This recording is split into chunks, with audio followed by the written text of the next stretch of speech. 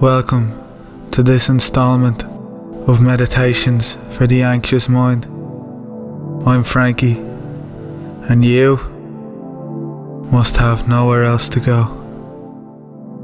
That's okay. No one's expecting anything more from you. The highlight of your day is taking Skype calls with your strange friends, drinking cans of Tesco lager alone in your room via webcam, while scoffing, yes, scoffing on gone-off Easter eggs you bought on a sale in Lidl last year. I'm glad you got away from them for a while. They are no good for you. They're no good for you. I'll be your friend if you do exactly what I say. I will be your friend. Don't forget to subscribe to my Patreon and give me your money for bonus content and personalized spiritual wisdom sent to you directly once a week. I am a spiritual entrepreneur, and I've evolved past the realms of the material world, but I want your cash to update my Netflix account. Easy times. Now it's time to think about me again. I'd like to draw your attention to your breathing. Is it a struggle for you? Is it shallow? Shallow like the kids' pool you dove into by mistake on your all-inclusive holiday in Tenerife. You thought the water was deep, so you dove in and impaled yourself stomach first. You didn't feel the impact, numb from the adrenaline. You just knew you were hurt when you saw the blood diffusing across the kiddie's pool like a tea bag in a cup of tepid water. All you remember is one of the children's mothers screaming, "Johnny, get the fuck out of the pool now!" And you woke up 3 hours later with no one talking to you. Great times. Let's bring it back to me once more. After all, this is my meditation. I am your spirit guide, and I am better than you. I want you to listen to my story. Today we begin our story in your home. It's 10 a.m. The alarm on your phone rings. It's the start of a new day. Oh, fuck's sake. You look at your Nokia and fling it across the room in anger. You wipe the sleep out of your eyes. Fuck, my hands touched my face and I forgot to sanitize. No point turning back now. Keep them dirty and take your chances. You live with your brother Danny, an internet hacker and coffee enthusiast who works from home. He is not happy with you, not happy at all. You poured an Americano on his MacBook late last night and then fell asleep as if nothing happened. You maintain you did nothing wrong, as those are his two favourite things combined. You don't get on with most humans. You tried to patch things up this morning, so you shout down the stairs at him, "Danny, go cash out your unused Starbucks vouchers and leave me have a moment's peace, you brute." Silence envelops. This is the type of silence that holds its own rhythm. You can't catch the beat, and you realise something is a bit off. Everything seems different. You rush downstairs to find an empty house. Your toaster is broken. So is the washing machine. Or perhaps you just don't know how to switch it on. You pick up your Nokia. The wall you threw it against is dented, but the phone doesn't have a scratch. No one texted you today. Nothing new there. No one ever texts you. You call your brother.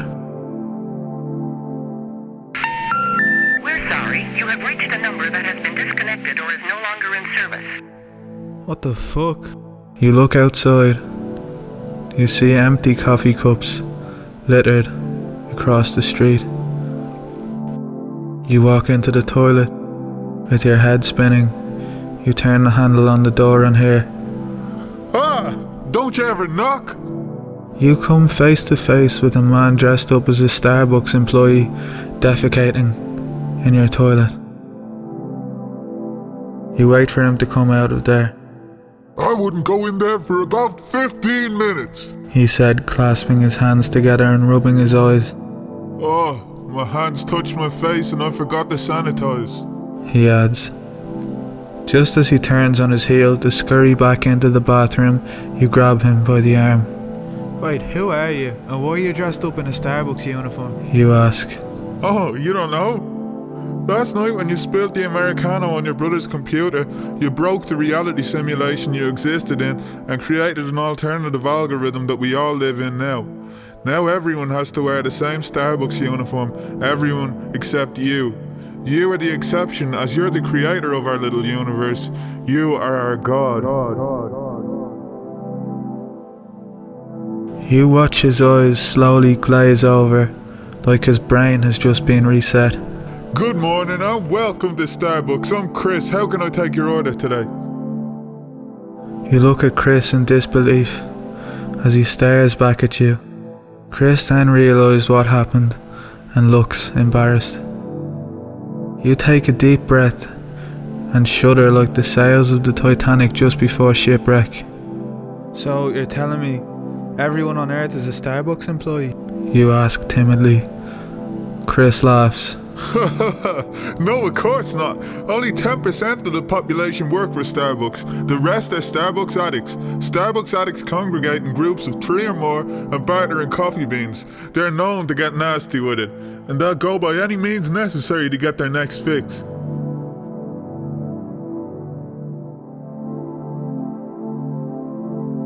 You look perplexed. And why would me spilling coffee on a laptop change the whole nature of reality? You ask. Because you spilled coffee on an Apple MacBook. The reality you existed in was controlled by Apple, and Apple bought out Starbucks and merged together last year. So when you spilled the coffee on the laptop, it corrupted the algorithm of existence and created this parallel dimension we now find ourselves in. Oh, cool. So where's my brother Danny? Chris looks up at you and solemnly lifts the Starbucks cap off his head. Well, Chris has been frozen in another dimension that doesn't have coffee or laptops since last night. But those were his 2 favourite things combined, bro. You mutter glumly. So how do I get back to my previous life? You ask. Chris twitches and says, Well, I think we both know the answer to that one. Zuckerberg! You have to challenge Mark Zuckerberg to a fist fight, but I must warn you, he is a sore loser and will fight dirty. If you beat him in a bare-knuckle boxing match, he will reconfigure the algorithm back to the version of reality you knew before this one. You cake in your own sweat now, feeling anxiety swell from the base of your stomach to the rest of your body. Keep it easy, bro. Keep it easy. And how do I find him? You ask. Chris looks at you while shaking his head. You poke him on Facebook, obviously. He replies, as if you're an idiot. In a way, you begin to think this world makes about as much sense to you as the previous one did. You log onto your Facebook, off Chris's laptop, and poke Mark Zuckerberg. Now, you sit in silence, waiting for Mark to accept your challenge. You hear a loud bang on the door, followed by a scratching. Chris takes off his Starbucks uniform, stripping naked, and hides under your kitchen table. You see him rocking back and forth in the fetal position as he mumbles to himself incoherently. Don't tell them I'm here. Don't tell them I'm here. Don't tell them I'm here. They'll kill me. They'll kill me. And they'll roast my beans and eat me alive. You see a group of 4 or 5 zombie-like people. They look like they haven't seen daylight in 20 years. Have you any coffee, bro? One of them shouts. I'm dying sick. The other adds. Wait here, I'll see what I have. You stutter. You walk back into the kitchen and Chris, with shaky hands, Here, take this. puts a fistful of coffee beans in a cup. Are you not gonna make it for them? You ask. No, they like their coffee raw. They only take the pure stuff straight out of Colombia. You watch Chris's eyes glaze over again as his brain resets. He skips nakedly towards the door with the coffee beans in one hand. Hello, I'm Chris. Welcome to Starbucks. Can I take your order today? You look over at Chris with empathy in your eyes, like looking at a kitten before it gets feasted on by a passel of hogs. You have a heavy feeling in your stomach and look away, rushing out the door. You don't see what happens, but you hear Chris scream for his life. So you go out to have a cigarette, and when you come back, your coffee machine is gone, and all that's left of Chris is his Starbucks uniform. You shed a quiet tear for your newfound friend, gone too soon. Gone too soon. You decide to wear the uniform in his memory. Rest in peace, bro. You rip the sleeves off and wear it like a vest. You sit down nervously and hear an American voice. Seems like my guys have paid you a visit already. You turn around. Holy shit, it's Mark Zuckerberg. You think to yourself. He's wearing a toga and his fingernails are painted black. Looks like Mark is out for blood tonight. So, will you fight me then? You say in the most threatening voice you can muster. Yeah, sure. Mark says. But I was hoping we could be friends first. Facebook friends. Mark slaps you across the face. You can taste the blood in your mouth. Oh, what the fuck, I'm bleeding. The adrenaline, plus the anger, makes you grab for a knife. You start to swing at him. He disarms you and rushes you to the ground. Zuckerberg starts to choke you as you lay down.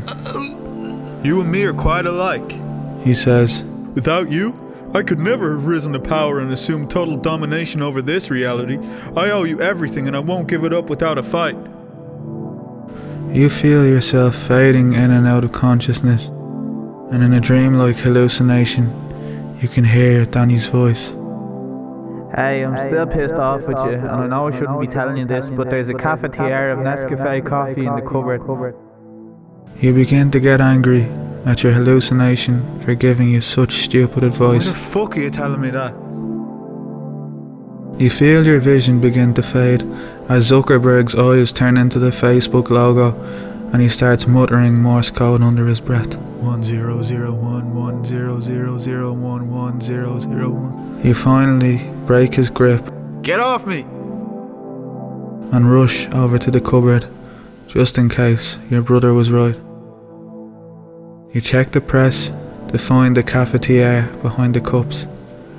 You fling the cups at Zuckerberg's head to bide you time, but he's been doing yoga at Facebook headquarters for the past 10 years, so he can just about dodge anything. He's getting closer now, closer still, muttering Morse code as a look of maniacal evil etches across his face. You clasp the cafetiere and fumble with the open-close mechanism. Fuck, how does this thing work? You are drenched in pools of sweat as you await your bitter end. All of a sudden, the cafetiere swings open and you throw the coffee at Zuckerberg. He looks at you and starts to angry cry. Ah! You monster! I'm allergic to off-brand coffee. Zuckerberg's skin starts to melt like butter in a microwave, and all that's left of him is a metallic object where his heart should have been. You walk up to it, and it's an Alexa. Alexa, You say, bring me back to reality. Reality incoming in 5, 4, 3, 2, 1. You wake up again to the sound of your Nokia alarm. This time, you don't fling it across the room. You look at your phone, smile, and drop it in a glass of water. You walk down the stairs to see everything where it should be. Your brother Danny is leaving the house. I'm going to Starbucks. I want that laptop fixed by the time I get back, okay? You smile, knowing you're not going to fix shit. Thank you for joining me on this guided journey today. Give me your money. Namaste.